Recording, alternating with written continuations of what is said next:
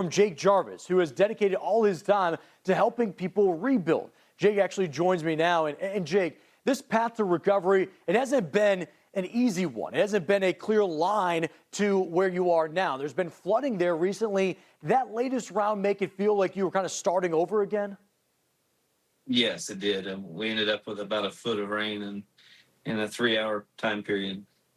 And with that, oftentimes you get this kind of sense of anxiety and stress, especially for many survivors from Helene, where that new rain brings back the nightmares of how quickly everything unfolded. What are you hearing from the people that you're working alongside right now?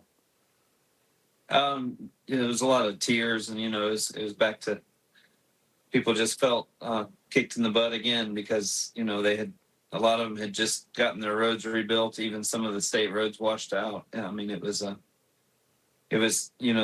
their lifeline was gone again, and it's just unbelievable that it happened again. I think it can't be overstated, your hard work and your dedication to the community. We've talked about how it's been nearly 2 years since Helene, and you've actually given up 550 days of your life to the community completely for free. So many want to know, what keeps you showing up day after day, fighting against these elements? The people that I meet, I mean, it makes it all worth it, and having given people hope when they don't have any money, and they just feel like they're going to have to move, or the mold's taking over. I mean, there's all kinds of long-term issues from Helene still going on, and it's we are still demolishing homes and helping with that, and helping get a house pad back for people to build again. And it's just a lot of them aren't rich people; they're just really good people, and they lived here all their life, and it's just nice to be able to help them. Jake, I think when people look at these pictures, they look at the video, they see all the equipment, the hard work, the impressive skills that you have to navigate through this terrain, even in the midst of a flooding event. But this is just one kind of lens of what's ongoing nearly 2 years on the ground. What are some things that people need to know around the country about what this region still needs after Helene? There's still a lot of people in what we would consider the first couple of weeks. A lot of people are in really bad shape still, and they're still struggling to find help. And we get calls, still getting 5 to 10 calls a day with people needing us, and they can't afford it.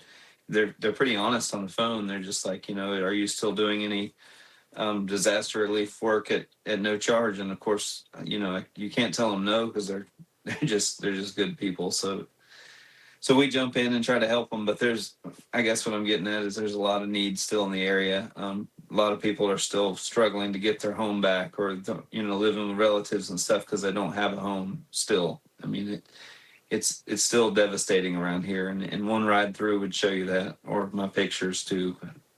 And it's overwhelming. And oftentimes when it's been this far removed from the event, you may feel like, when does this start to look better? When does it come to an end? And you talk about your team. One of your most important team members, of course, you and I have talked before, is your daughter. And as a father myself, I think any opportunity we can to brag about our kids, I want you to be able to share. If people are just tuning in for the first time, getting to know you, Jake, how beautiful it is that you have been able to share with your daughter and her role in all of this, as she actually appears on the couch there, how she can help welcome these families and talk with them. And it's a beautiful moment for you as a father to witness this, but for those in the community as well.